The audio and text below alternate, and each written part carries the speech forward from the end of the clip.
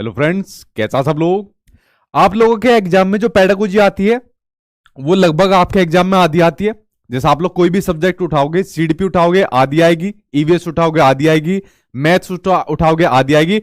उसी तरीके से लैंग्वेज में भी आधी आती है। सेम उसी तरीके से मान लीजिए आपका पेपर 2 है तो वहां पर भी लगभग आपकी जो है आधी से थोड़ी कम आपको देखने को आपको मिल जाती है।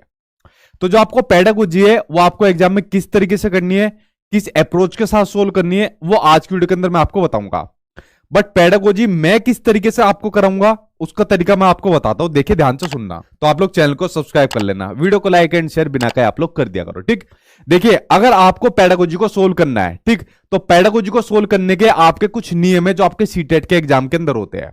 सबसे पहला और सबसे बेसिक जो आपका नियम होता है वो होता है अपने एग्जाम में हमेशा जो आपके बच्चे होते हैं, ठीक है, जो बच्चे होते हैं, जो बच्चों से रिलेटेड जो आपकी चीजें पूछी जाती है, तो आपको हमेशा ध्यान रखना है जो बच्चा होता है या बच्चे होते हैं इनको हमेशा भगवान का दूसरा रूप मानना है। ठीक है, क्या मानना है? भगवान का दूसरा रूप मानना है। मतलब दुनिया की सबसे बड़ी सुप्रीम पावर आपको मानना है कि इनसे बड़ा कुछ भी नहीं है। ठीक है, इनके खिलाफ नहीं आपको जाना। और जो टीचर होता है तो टीचर को आपको कभी भी इनके जो कंपैरिजन में इसको हमेशा नीचे मानना है। तो बच्चों को आपको सबसे बड़ी सुप्रीम पावर मानना है, भगवान का दूसरा रूप मानना है और इनके खिलाफ आपको कभी नहीं जाना। अगर आपके एग्जाम में कोई भी ऑप्शन आपको ऐसा देखने को मिले जो इनके खिलाफ जा रहा है तो आपको उस ऑप्शन के साथ बिल्कुल भी नहीं जाना। तो पहली चीज आपको यह ध्यान रखनी है, कोई भी ऑप्शन आपके एग्जाम में ऐसा आपको देखने को मिले जो आपके बच्चों के खिलाफ जा रहा है या बच्चों की किसी भी चीज से जुड़ी, चाहे उनकी मातृभाषा हो, चाहे उनके विचार हो, चाहे उनकी अभिव्यक्ति के मौके हो, चाहे XYZ कोई भी चीज हो, अगर उनके खिलाफ जा रहा है तो उस ऑप्शन के साथ आपको बिल्कुल भी नहीं जाना है। तो सबसे मेन चीज, सबसे सुप्रीम पावर आपके बच्चे हैं, तो इनके साथ आपको जाना है। इनसे बड़ी ना तो आप हो, ना मैं हूं, ना कोई भी चीज है। तो सबसे बड़ी मेन चीज, सबसे मेन पावर है आपके बच्चे। ठीक है, तो यहां पर जो मेहनत चल रही है वो आपके बच्चों के लिए ही चल रही है।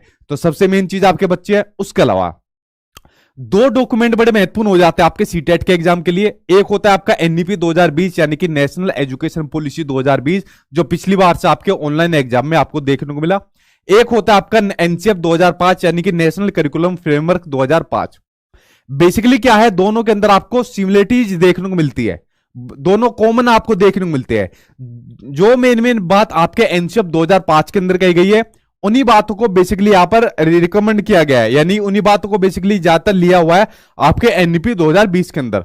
तो इन दोनों बातों का जो मिक्सचर है, इन दोनों बातों की जो कॉमन आपकी चीज है, उन्हीं का निचोड़ आपका पेडागोजी के अंदर दिया हुआ है। पहली मेन चीज कौन है? इनसे भी बड़ी मेन चीज है। मैंने कहा ना, दुनिया की सबसे मेन बड़ी चीज कौन है?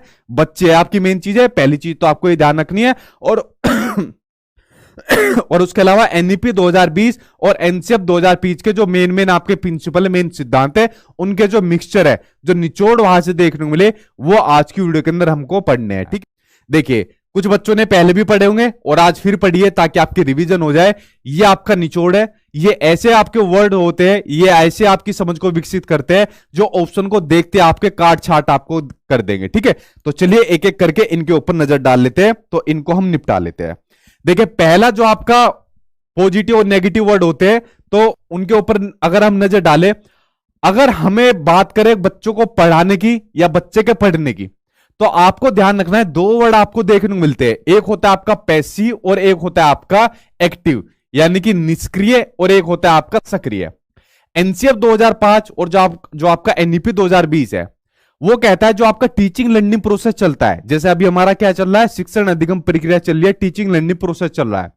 तो उसमें जो टीचर होता है, जो स्टूडेंट होता है, उन दोनों का एक्टिव होना जरूरी है, यानी कि सक्रिय होना जरूरी है, ना कि पैसिव होना जरूरी है। अब आप लोग एक बात बताओ, उधर से आप लोग वीडियो देख रहे हो, कोई अपनी रजाई में छुपकर देख रहा है, कोई अपना बेड पर बैठकर छुपकर देख रहा है, और कमेंट बॉक्स में लगा हुआ है, आपस में बतौले मार रहे हो और अटेंशन यहां पर जाहिर नहीं करे। क्या आप लोग चीजें सीख पाओगे जो मैं आपको सिखा रहा हूं? नहीं सिखा रहा। अगर मान लो मैं अपना आपको सही तरीके से नहीं पढ़ा रहा, मैं कह रहा हूं पढ़ लो भाई जो आपको पढ़ना है, ठीक है, जैसे पुराने टाइम में टीचर करते थे, ठीक है, खासकर सरकारी वाले, क्लासरूम में के अंदर गए, अंदर जाके क्या कहा बच्चों को, चलो भाई खोल लो अपनी कॉपी किताबें और पढ़ लो, इस तरीके से करते थे। क्या उससे बच्चा लर्निंग कर पाएगा, अधिगम कर पाएगा? नहीं कर पाएगा। तो एनसीएफ 2005 और एनईपी 2020 ने ये वाली बात कही कि जो टीचिंग लर्निंग प्रोसेस चलता है, जो टीचर पढ़ाता है और जो बच्चा पढ़ता है, उसमें दोनों का एक्टिव रूप से पार्टिसिपेशन होना बहुत ज्यादा जरूरी है, यानी दोनों को सक्रिय रूप से होना, एंगेजमेंट होना बहुत ज्यादा जरूरी है, तभी वो चीजों को सीख पाएंगे और सिखा पाएंगे। तो इसलिए एक्टिव होने की बात होना क्या होता है आपका पॉजिटिव होता है, और पैसिव होने का यानी निष्क्रिय होना क्या होता है आपका नेगेटिव होता है। अब कहीं भी अगर आपको ऑप्शन में अगर कहीं आपको पैसिव देखने को मिल जाए, कहीं भी ये वर्ड आपको देखने को मिल जाए, तो समझ जाना वो ऑप्शन आपका क्या हो जाएगा, नेगेटिव हो जाएगा। और कहीं भी अगर आपको एक्टिव देखने को मिल जाए तो समझ जाना वो ऑप्शन क्या हो जाएगा, आपका एक्टिव हो जाएगा। ठीक है, तो चलिए बढ़ते हैं आपके क्वेश्चन की ओर, देखते हैं आपका इसका क्वेश्चन के ऊपर नजर डालते हैं। ठीक है, रजाई में घुसकर देख रहे हो ना वीडियो सर्दियों के टाइम में। चलिए क्वेश्चन के ऊपर एक बार नजर डालते हैं, देखिए क्या क्वेश्चन है आपका।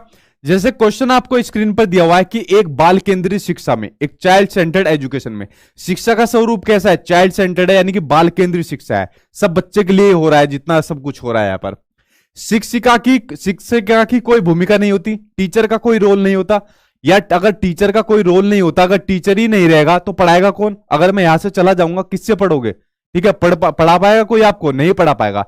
तो टीचर का रोल होता है, टीचर ही होता है जो बच्चों को पढ़ाता है, अगर टीचर नहीं रहेगा तो बच्चों को पढ़ाएगा कौन। ठीक है, उसके अलावा ये ऑप्शन तो आपका गलत हो गया। शिक्षिका की सक्रिय भूमिका होती है, यानी एक्टिव होता है, एक्टिव पॉजिटिव होता है, तथा विद्यार्थियों की निष्क्रिय भूमिका होती है। नहीं, दोनों आपके डॉक्यूमेंट ने क्या कही है, दोनों का एक्टिव होना जरूरी है, ना कि किसी एक का एक्टिव किसी दूसरे का पैसिव, दोनों का एक्टिव होना जरूरी है। तो ये ऑप्शन आपका गलत हो गया। विद्यार्थियों की सक्रिय भूमिका होती है तथा शिक्षिका की निष्क्रिय, ये भी गलत, दोनों का एक्टिव होना। उसके अलावा शिक्षिका की और विद्यार्थियों की दोनों की सक्रिय भूमिका होती है, तभी आपका टीचिंग लर्निंग प्रोसेस आपका चला जाएगा। ये ऑप्शन, ये भर भर के आपके ऑप्शन के अंदर आपको देखने को मिलेंगे, ये जो दोनों शब्द होते हैं आपके एक्टिव और पैसिव। तो समझ गए आप लोग क्या करना है आपको, पैसिव दिखे तो उस ऑप्शन को गलत काट देना, यानी आपका नेगेटिव है, और एक्टिव दिखे तो समझ जाना आपका क्या है, वो आपका पॉजिटिव आपका ऑप्शन है। अगर क्वेश्चन आपको नेगेटिव पूछ ले, अगर कोई क्वेश्चन आपको नहीं करके पूछ ले, क्या पूछ ले, अगर कोई क्वेश्चन आपको नहीं पूछ ले, या पूछ ले आपको के सिवाय करके पूछ ले, ठीक है, या के सिवाय पूछ ले, अगर कोई क्वेश्चन में आपको नेगेटिव पूछ ले तो फिर आंसर आपको नेगेटिव देना है, क्योंकि नेगेटिव का भाई आपको नेगेटिव आंसर लगाना है फिर। ठीक है, ये बात आपको ध्यान रखनी है। देखिए और क्या निचोड़ निकल कर आए, जो आपके वर्ड्स निकल कर आए, ये पूरा निचोड़ है भैया, आपके जो डॉक्यूमेंट है इनको पूरा पढ़ने की जरूरत नहीं है, ये आपके निचोड़ है जो वर्ड्स आपको देखने को मिल रहे हैं आज की वीडियो के अंदर। देखिए ये वर्ड आपके निकल कर आए, ये कुछ और नेगेटिव वर्ड जो आपके निकल कर आए। पहला निकल कर आया आपका मानकीकृत। अब देखिए मानकीकृत यानी कि स्टैंडर्डाइज जो आपका निकल कर आया। अब मानकीकृत या तो यहां पर आप लोग पेपर लगा दो, या मानकीकृत यहां पर आप लोग टेस्ट लगा दो, या मानकीकृत यहां पर आप लोग आकलन लगा दो। तो एग्जामिनर भाई साहब जो कुछ भी लगाए वो उसकी मर्जी है, उससे कहते भाई सीबीएसई वाले जो तेरे मन में आए वो तू लगा दे, लेकिन हमें इस भाई साहब के ऊपर नजर बनाए रखनी है, पैनी नजर बनाए रखना है इसके ऊपर, इन शब्दों के ऊपर अच्छी तरीके से नजर बनाना, और जहां भी दिखे वही उनको गोली मार देना। ठीक है, तो ये काम आपको करना है। तो मानकीकृत कैसा होता है, आपका नेगेटिव वर्ड होता है। तो मानकीकृत वो चीज होती है जो आपकी रूढ़िवादी तरीके से, जो पहले से ही जो प्रचलन में चीजें पढ़ाई जा रही है, जैसे हम लोग स्कूल के अंदर गए सेम उसी तरीके से 6 महीने बाद पेपर हुआ, 1 साल बाद पेपर हुआ, ठीक है, और पास हो गए तो अपना अगली क्लास में चले गए, और फेल हो गए तो उसी क्लास के अंदर रह गए। हमने कोई अलग से स्किल सीखी, कौशल सीखा, उससे कोई मतलब नहीं है, बस हमारा पेपर पास होना चाहिए। तो ये क्या हो गया, आपका मानकीकृत आपके पेपर हो गए। तो क्या इससे कुछ अपनी कोई नई स्किल सीखी बच्चे ने, या कुछ और नया अलग तरीके की कोई एक्टिविटी सीखी, नहीं सीखी। तो मानकीकृत जो आपके टेस्ट पेपर होते हैं उनको कम करने की बात आपके हर स्कूल के अंदर अब होती जा रही है। इस शब्द के ऊपर, इस वर्ड के ऊपर पैनी नजर बनाए रखना आपका। ठीक है, एक और आपको देखने को मिलता है आपका पेपर पेंसिल आपका टेस्ट, या पेपर पेंसिल जो आपका पेपर होता है जो हम लोग करते हैं, तो इसको भी ज्यादा से ज्यादा कम करने की बात कही गई है। ठीक है, क्या काम करने की बात की है कि इसको भी ज्यादा से ज्यादा कम करो। जो हम लोगों को ज्यादा से ज्यादा कराया जाता था यार, हम लोगों को पनिशमेंट भी यही दी जाती थी कि तू घर से जो है ना 100 बार लिख के लाएगा। ठीक है, तो हमें तो पनिशमेंट भी पेपर पेंसिल वाली दी जाती थी, तो ये भी आपका नेगेटिव है।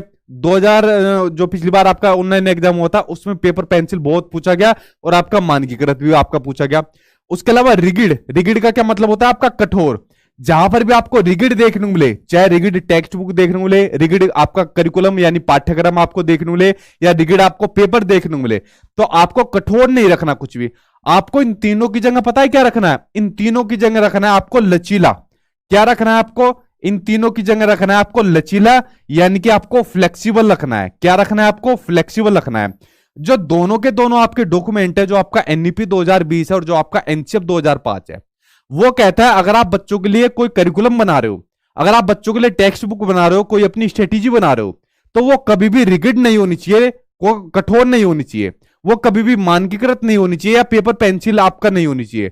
उसके अंदर फ्लेक्सिबिलिटी होनी चाहिए, लचीलापन होने चाहिए, ताकि हम बच्चे की जरूरत के अकॉर्डिंग, बच्चे की आवश्यकता के अकॉर्डिंग उसमें चेंज कर सके, वो लचीलापन हो सके उसके अकॉर्डिंग। ठीक है, तो कैसा होना चाहिए, लचीलापन होना चाहिए। और एक टीचर को भी कैसा होना चाहिए, एक टीचर को भी हमेशा कैसा होना चाहिए, लचीलापन होना चाहिए। इस बात को आपके जीन प्याजे ने भी कहा है। ठीक है, तो एक टीचर के अंदर कैसी विशेषता होनी चाहिए, एक फ्लेक्सिबिलिटी की आपकी विशेषता होनी चाहिए। ठीक, तो ये आप लोग समझ गए। इन तीन आपके शब्दों के ऊपर नजर डाल लो, ये आपके बहुत देखने को मिलेंगे आपके एग्जाम के अंदर, ये आपके नेगेटिव होते हैं। और लचीलापन कैसा होता है आपका, ये आपका पॉजिटिव होता है। ठीक है, अब इनसे संबंधित एक क्वेश्चन है, उसके ऊपर एक बार नजर डाल लेते हैं भाई, कैसा क्वेश्चन आपको देखने को मिलेगा। अब देखिए, इससे संबंधित एक क्वेश्चन जैसा आपके सामने स्क्रीन पर आ गया, इसके ऊपर जैसे एक बार नजर डालते हैं। क्वेश्चन को थोड़ा सा भाई मैं ऊपर ले लेता हूं कि एक सामाजिक संरचनात्मक कक्षा में कौन सी आकलन विधि सबसे बढ़िया रहेगी। बताओ, सामाजिक संरचनात्मक कक्षा में कौन सी आकलन विधि सबसे बढ़िया रहेगी, वो आपको बताना है। और सामाजिक संरचनात्मक कक्षा कौन सी विधि होती है, जिसमें बच्चा अपना इंटरेक्शन करके सीखता है, सहयोगात्मक तरीके से सीखता है, क्वेश्चन पुटअप करके सीखता है। ठीक है, तो ये वाली विधि आपकी होती है। तो हमें तो लेकिन ऑप्शन में देखना है ना कि हमारे जो दुश्मन शब्द है वो कौन से है, और हमारे जो मित्र दोस्त है, ठीक है, मित्र शब्द है वो कौन से है। तो दुश्मन शब्दों पे और हमारे मित्र शब्दों पे हमें नजर डालनी है। पहला दिया है इसमें सहयोगी प्रायोजित कार्य, यानी कोलोबरेटिव प्रोजेक्ट। बिल्कुल सही बात है, जब बच्चा आपस में कोलोबरेशन के माध्यम से सीखता है, सहयोगी तरीके से सीखता है, तो यही आपकी क्या होती है, सबसे बढ़िया आपकी विशेषता होती है आपकी संरचनात्मक क्लासरूम की। अगला ऑप्शन है एक शब्दोत्तर वाले वस्तुपरक प्रश्न, ये आपका क्या हो जाएगा, नेगेटिव हो जाएगा। देखो आ गया मानक परीक्षण, स्टैंडर्डाइज आपका टेस्ट, ये मैंने क्या बताया था, जहां पर भी दिखे क्या काम करो, गलत काट दो। ठीक है, मेरा नाम लेके गलत काट देना, मजाल नहीं है आपके पेपर में आपका ये कभी गलत हो जाएगा। ठीक है, तो ये कैसा होता है आपका, नेगेटिव होता है आपका। अगला आपका कौन सा, मात्र स्मरण पर आधारित, यानी कि स्मरण कैसे, आपका रिकॉल पर आधारित, रटने, जो आपका याद पर आधारित होता है, स्मरण पर आधारित होता है, पढ़ते स्मरण पर आधारित होता है। तो यहां पर याद करने की बात आ जाएगी, वो भी कैसा होता है आपका, वो भी आपका नेगेटिव वर्ड होता है, जिनके बारे में हम आगे पढ़ेंगे। ठीक है, तो आंसर क्या हो जाएगा, फर्स्ट आंसर आपका सी हो जाएगा। तो इस भाई साहब को समझ गए आप लोग,